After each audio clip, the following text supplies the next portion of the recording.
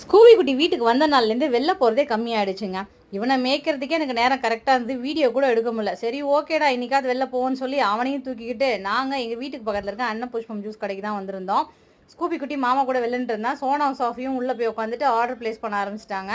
எங்கள் ஸ்கூபி பார்த்தீங்கன்னா கண்ணு மொழியெல்லாம் பிதுங்குற மாதிரி காதெல்லாம் பின்னாடி தள்ளி போய் இப்படி பம்மி போய் எங்கள் மாமா கையில் உட்காந்துருந்தான். அதுக்கு காரணம் என்னன்னு பார்த்தீங்கன்னா, ஆடி மாதம் அம்மன் ஊர்வலம்லாம் ரோட்டில் எடுத்துகிட்டு போவாங்களே, அப்படி எடுத்துகிட்டு போகும்போது பட்டாசுலாம் வெடிச்சாங்க. சார் அந்த பட்டாசுக்கு பயந்துக்கிட்டு தான் மாமா கையில் பம்மிக்கிட்டு உட்காந்துருந்தான்.